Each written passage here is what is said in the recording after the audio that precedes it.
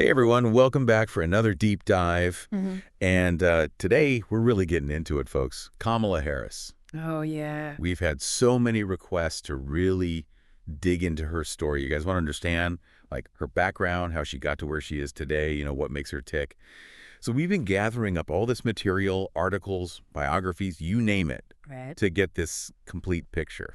Yeah. I mean, it's a fascinating story. And, what's really interesting about Kamala Harris's story is it's not just about her, her as an individual. It Mhm. really speaks to some of the bigger changes that have been happening in American society and politics. Yeah, when you think about it, even just her early life, born in 1964, right in the middle of the Civil Rights Movement, to Indian and Jamaican immigrant parents growing Right. up in Berkeley. That's got to shape your worldview, wouldn't you say? Oh, absolutely. I mean, just picture that environment. The Yeah. daughter of immigrants, witnessing firsthand this incredible fight for civil rights and equality. I mean, those early experiences, they must have had a profound impact on her. They probably instilled in her this deep sense of social justice, this commitment to equality Yeah.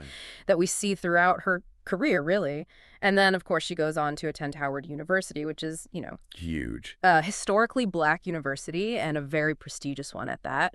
And that experience, I imagine, further connected her to black intellectual thought, Hmm. to the ongoing struggle for racial equality in America. Like all these threads kind of weaving together to form, the leader she is today. Exactly, yeah. And speaking of her career, she goes from those really formative experiences to the world of law and politics, and she just takes off. We're Mm. talking deputy district attorney, San Francisco district attorney, then California attorney general, U.S. senator. It's like every step of the way, she's breaking barriers for women, for people of color. And what's so fascinating is that her rise, it really kind of mirrors the changes that were happening in California at the time, right? The shifting demographics, the evolving political landscape, a more diverse electorate. It's like she was riding this wave of change. Absolutely. Yeah. It's not just her own ambition, but it's also, the changing face of California, I think. So this is where I really start to geek out because, you know, we can talk about some specific moments from her time in office. Oh, yeah, let's do it. So let's start with her Back on Track program when she was San Francisco DA. Um, the whole idea was to reduce recidivism, right? Like trying to break that cycle of people ending up back in the system. Exactly. And Back on Track was a really interesting approach because it offered nonviolent, first-time drug offenders these alternatives to jail time. So instead of going to prison, they could say, work towards getting their high school diploma or receive job training. And the goal was to give them the tools and the support they needed to turn their lives around and, avoid ending up back in the system. And then there's that time she refused to seek a death penalty in that case involving a police officer's killing. Oh, yeah, that was a huge moment. It sparked so much debate. Oh, yeah, it was incredibly controversial. I mean, you had people praising her courage, her commitment to justice, while others accused her of being, soft on crime. And it really, highlighted the complexity of her views on law enforcement, right? Like, she's tough on crime, but she also believes in due process and justice for everyone. It's nuanced. Yeah, and then you look at her time as Attorney General, Uh, and it's like she's championing all these progressive causes. Criminal justice reform, defending the Affordable Care Act, marriage equality. It's a long list. Absolutely. And I think it's during her time as Attorney General that we really see her political identity solidify. She really becomes this national figure, this powerful advocate for, civil rights, social justice. It's really quite something. It's like she went from the courtroom to, well, a different kind of courtroom. That's a good way to put it. Watching her question people like Jeff Sessions, Brett Kavanaugh during those Senate hearings, she was so sharp. Oh, she was fierce. You could definitely see that prosecutorial background coming through in those moments. She wasn't afraid to ask the tough questions, to hold people accountable, regardless of their position. It really does feel like each step, each role she took on was building towards something bigger. Yeah, it's like every experience was shaping her, preparing her for what was to come. Which brings us to, I think, one of the most pivotal moments in her career, 2020. First, she launches her own presidential bid, right? With that really powerful message of truth, justice, and equality that seemed to run through, like, her whole career. Absolutely. Those themes, they're woven into the fabric of her life's work. It's really quite remarkable. And while her presidential run, didn't ultimately succeed, Right. it solidified her place as this national leader, a powerful voice for progressive values. And then comes that historic moment. Joe Biden chooses her as his running mate, the first black woman, the first South Asian woman on a major party ticket for vice president. Huge. Just huge. It was remarkable. Yeah, it was a really big deal. And when you think about why Biden chose her, there are probably a lot of factors at play, right? I mean, she's incredibly experienced, she's charismatic, she connects with voters. Yeah, she's a natural RSA. Exactly. But you also can't ignore the historical significance of her nomination. It really did symbolize a changing America, a recognition of the growing power and influence of women and people of color. It was a really powerful moment. And of course, they win. January 2021, she's sworn in as the 49th Vice President of the United States, Yeah. the highest-ranking female official in U.S. history. Incredible. It was a moment for the history books, for sure.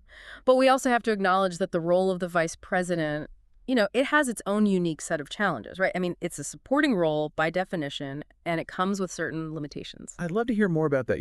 What has her time as VP actually looked like? Like, what's she been focusing on? Where has she faced the biggest challenges? Well, I mean, right out of the gate, she was tasked with tackling some really tough issues.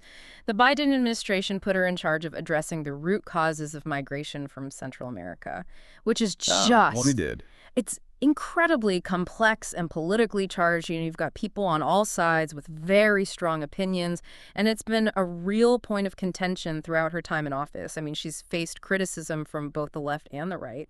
Some say she hasn't done enough to address the situation at the border, while others want to see more compassionate and humane immigration policies. It's a tough spot to be in. It sounds like a no-win situation almost. It really can feel that way sometimes. And then on top of that, you have this ongoing fight for voting rights, which has been under attack in so many states. Absolutely. And she's been a very vocal advocate for voting rights, traveling the country, giving speeches, pushing for federal legislation to protect access to the ballot box. It's an issue that's clearly very personal for her. Right, given her background and everything. Exactly. I mean, she sees it as this fundamental right that needs to be protected at all costs. It's interesting, though, because even with her being front and center on these really important issues, there's this sense that, I don't know, that she hasn't had the chance to really shine, to own a specific policy or achievement in the same way that maybe some other vice presidents have. Yeah, and that's a common critique of the VP role in general, right? I mean, you're not the president. You're there to support the president's agenda, to be a loyal partner.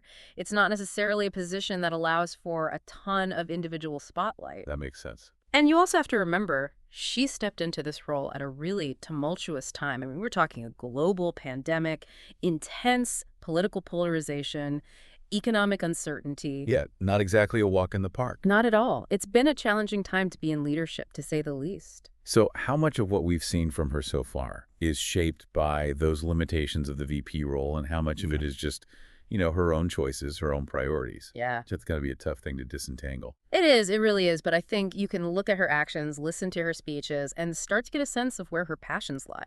She talks a lot about protecting women's reproductive rights, about the urgent need to address climate change, about investing in education and workforce development. Right. And these are all issues that she's been passionate about throughout her career. It's like she's using her platform as VP to amplify these issues that she really cares about. It's almost like she's laying the groundwork for something even bigger, Perhaps she is. Which brings us to the question that everyone seems to be asking. Could Kamala Harris be the next president of the United States? It's certainly a real possibility. I mean, she's already broken so many barriers. Could she shatter that ultimate glass ceiling? And what would a Kamala Harris presidency actually look like? Well, those are the million-dollar questions, aren't they? And that's exactly what we're going to be diving into after the break, so don't go anywhere. It really is the question on everyone's mind, isn't it? Could Kamala Harris actually become our first female president? It's fascinating to consider, isn't it? It really is. I mean, looking back at her journey so far, I think one thing's crystal clear. Yeah. Underestimating Kamala Harris, not a good idea. Never a good bet. She's consistently defied those expectations, haven't you noticed? I mean, from district attorney all the way to the White House. Exactly. So let's entertain that what if for a moment. If she were to become president, what kind of president do you think she'd be? Like, what hints can we maybe find by looking back at her career? Yeah, that's a great question. It's like piecing together a puzzle, right? Trying to get a sense of her leadership style. Totally. Well, to me, it seems pretty clear that President Harris, it'd be something we haven't quite seen before, both in terms of her style and the substance of her policies, I think. This is someone who deeply values justice, equality, who's not afraid to challenge the status quo. Right, like we saw when she was California's Attorney General. Exactly. Taking on those big banks during the foreclosure crisis, fighting so hard for environmental protections. And she was such a strong advocate for criminal justice reform back then, too. Absolutely. I mean, she really showed that she's willing to use the power of her office to fight for everyday people, especially for those who have historically been marginalized, haven't had the same opportunities. She seems to really want to level that playing deal. We should also acknowledge, though, right, that her record as a prosecutor has drawn some criticism, too. Some people argue that she was too tough on crime, that she didn't do enough about racial disparities in the justice system. Yeah, that's true. It's definitely something that's been debated, and I think there are valid points on both sides. On one hand, you have to consider the context. She was operating within a system that has well, a lot of inherent biases, limitations. And her supporters argue that, she was actually one of the more progressive prosecutors out there. But on the other hand, her critics say that she could have done more, that she should have been more aggressive in challenging those systemic issues. It's complex. It is. It really is. It's not a simple black and white issue, is it?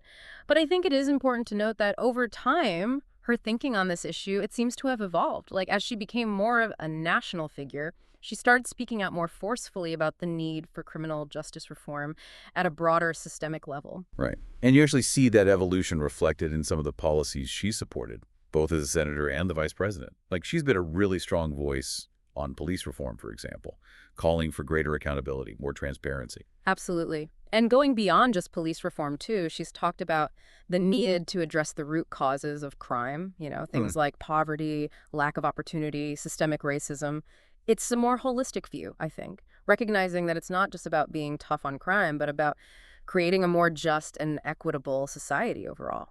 So how do you think all of that, everything we've been talking about, how might it translate into a potential presidency? I mean, if you had to guess, what specific policy areas do you think would really be at the top of her list, her top priorities? Well, if I had to put my money on it, I'd say we'd definitely see a heavy focus on social justice issues. Makes sense. Yeah. So we're talking criminal justice reform, voting rights, immigration reform, all areas where she has a really strong track record, where she's been a vocal advocate for change for a long time. And those are all issues that are top of mind for a lot of voters these days, especially younger voters, voters of color. It feels like those issues are really resonating with a broad and diverse coalition these days. Exactly. I think that's a really important point. It's not just about her individual priorities, but it's about where the country is at right now, where the energy is. And I think there's a real sense that these issues, these social justice issues, they're not just important in a moral sense, but they're really central to the future of American democracy. And I think that's what makes a potential Kamala Harris candidacy so interesting, right? This ability to tap into that energy, to connect with a diverse group of voters. I mean, she's someone who could really shake things up. Oh, absolutely. And it would be naive to pretend that it would be easy, right? We're talking about a country that feels incredibly divided, both politically and culturally. And the presidency is a tough job, even in the best of times. Right. It takes a lot. It takes political savvy, but also empathy, the ability to listen to different perspectives, and a whole lot of resilience. And of course, we can't overlook the historical significance of a potential Harris presidency. No, absolutely not. I mean, if she were to win, it would be a truly watershed moment for our country. The first woman president, the first black woman president, the first person of Indian descent. It's huge. And it's not just about symbolism, although the symbolism is incredibly powerful, for children growing up, seeing someone who looks like them in the highest office in the land. It's about representation, but it's also about bringing a different set of experiences, a different perspective to the White House. Absolutely. Her background, her experiences as a black woman, as the daughter of immigrants, having to navigate a system that often wasn't built for someone like her, it's all going to inform her worldview, her approach to leadership, the kind of president that she would be. Absolutely. Her background, her experiences as a black woman, as the daughter of immigrants, having to navigate a system that often wasn't built for someone like her, it's all going to inform her worldview, her approach to leadership, the kind of president that she would be, for sure. And, one of the really interesting questions that this brings up is how might her approach to foreign policy differ from what we've seen in the past? How might her background, her experiences, shape the way that she interacts with other world leaders on the global stage? It's a huge question, right? I mean, we've talked about her potential impact here at home, but what about on the world stage? How would a President Harris approach foreign policy? Would it look different?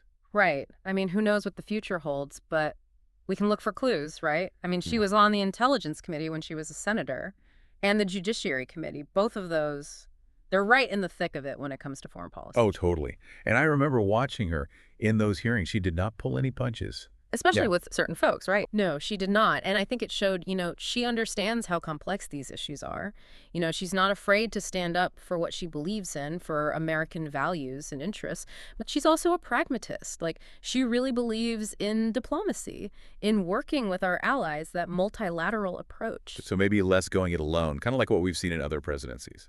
Yeah, it's definitely possible. She's been pretty vocal about that, saying we need to prioritize diplomacy, engagement, find common ground whenever we can. Now, that doesn't mean she's opposed to, using American power when it's absolutely necessary. But I think she'd really want to exhaust all the other options first, really give diplomacy a chance. Right. It's that balance, isn't it? Projecting strength, but also being willing to talk things through. Exactly. And, it's interesting to think about how her background might play into all this. I mean, being the daughter of immigrants, having that kind of firsthand understanding of different cultures, Yeah, yeah. that could be really valuable on the world stage, don't you think? In terms of building relationships, navigating those cultural differences. Totally. It's like that ability to see the world through different lenses, which is something that's been so central to her story all along, Yeah. right? I mean, her heritage, her experiences, breaking those barriers, her commitment to justice, to equality. Absolutely. All those things become part of who she is as a leader, how she sees the world, how she approaches these complex problems. And I think that's what makes her such a fascinating figure, regardless of your political leanings. Yeah. She represents something new, a different kind of leader, maybe. I think you're right about that. For sure. Well, this has been quite a deep dive. I mean, we've covered so much ground. Her early life, her time as VP, and now this glimpse into what a future presidency could look like. And I think it just goes to show, what an incredible journey she's been on. It really has been. And it makes you wonder, what's next? Where does she go from here? Exactly. What will that next chapter hold? And I think that's a great question for all of us to consider, right? Yeah. What kind of future do we want to see? What role do we want her to play in shaping that future? So, listeners, as you go about your day, think about that. What do you envision for Kamala Harris? What impact do you think she'll continue to have on American politics and on the world stage? And as always, thank you for joining us on another deep dive. We'll see you next time.